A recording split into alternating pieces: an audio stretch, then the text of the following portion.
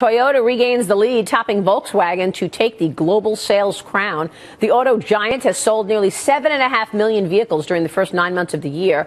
We will get U.S. auto sales for October in the next couple of hours. Estimates call for an annualized rate of 17.7 million, and it could be even higher than that. We want to ask Jim Lentz the number right now, Toyota North America CEO. And Jim, it is good to have you on the program. Welcome. Thank you for having me. You're actually expecting a better number in terms of auto sales when we get that number in just about 2 hours. Yeah, based on our call-arounds last night, we think it's going to be probably 18.1, maybe 18.2. That is a big number. What's behind this vibrancy in the auto sector?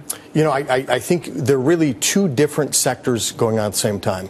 You've got the passenger car business that's actually down from last year. A couple tenths, but it's down. But it's the light truck business that is still booming, and it's in small SUVs and it's in pickup trucks.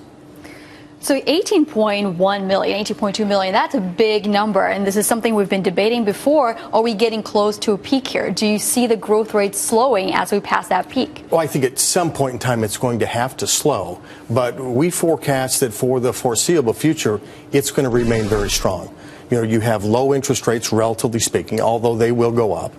You've got strong consumer demand. Based on the average unit on the road, it's almost 11 years old. So I think it's going to continue for some time in the future, maybe not at the 18 million rate. What do the loan terms look like? What do the lease terms look like? Do you see people having to stretch, if you will, to get to for you to keep up these kinds of sales numbers? Yeah, I think you're seeing a greater percentage of leases. The term of the lease isn't naturally going up, but you're seeing greater leases, but you are seeing the retail side with longer term loans. So that is a little bit of something that we are watching, just to make sure that our consumers not getting overextended. How big is that? I mean, you have this old fleet, but you have this faster turning lease business where, you know, again, if it's 3 years into a lease, I assume you just get a new one after that's up. Is that one big part of the story? Yeah, that's part of the story. Okay. But you've got to remember, when we hit that recession and the market went from 17 plus million down to a little over 10. Yes. And it lasted for a number of years. Yep. It took a big chunk of the units in operation out.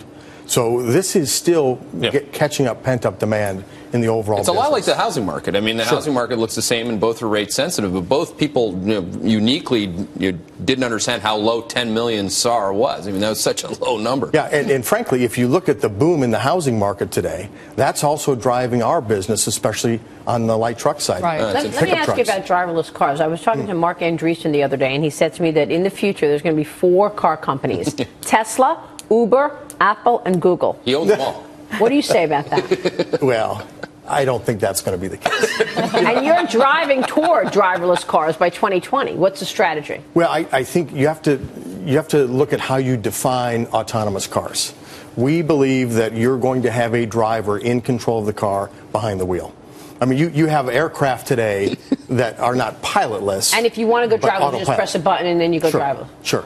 But that's, at some point in time, you will have driverless cars. But it's going to have to evolve over time, especially if you look at a mix of a driverless car with pedestrians in a city like New York.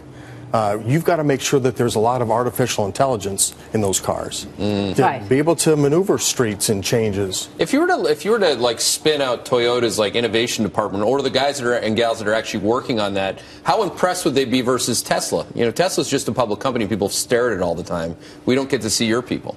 Well, that's because we're a little bit more secretive than that. We don't tend to brag as much about what we're doing, and then all of a sudden you see a great new innovation like a fuel cell car that hits the market. Well, if they have a perceived Derek Jeter, where would you guys say that you're ranked pretty high? Yes. Okay, good. Yes. You know, I like the idea that in a driverless car, you don't have to worry about the driver being drunk. You don't have to worry about the driver being tired. It's all by machines. Right. So that's the one thing that I do believe. Yeah, and to me the best part is, especially if you look at boomers today. Right.